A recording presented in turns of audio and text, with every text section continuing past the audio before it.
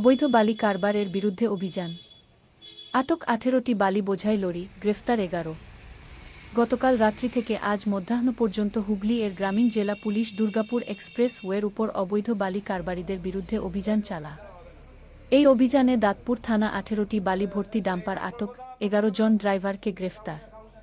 উক্ত লরিগুলির কাগজপত্র পরীক্ষা করে দেখা যায় যে ওরা বর্ধমান দিক থেকে বালি নিয়ে হাওড়া, কলকাতার উদ্দেশ্যে দুর্গাপুর এক্সপ্রেস ওয়ের পথ ধরে যাচ্ছিল। মোট 18টি বালি ভর্তি গাড়ি আটক করা হয়েছে এবং 11 জনকে গ্রেফতার করা হয়েছে।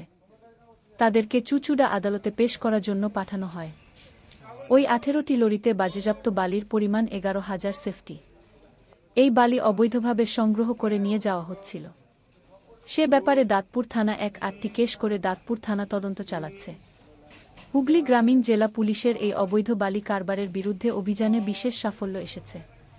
তাল্লিশি ধরপাকড় আরও চলবে বলে পুলিশ সূত্রে জানা যায়।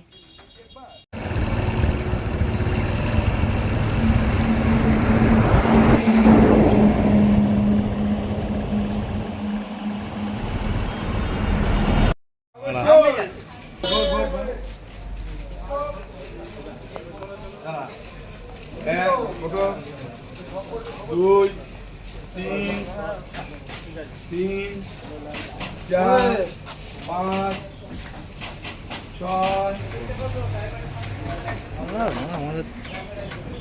তোমরা চলো উঠে বসো, আমি নামটি লিখেছি একবার।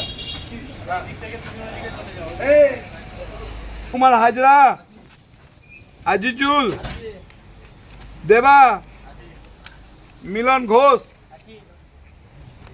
মনোজ।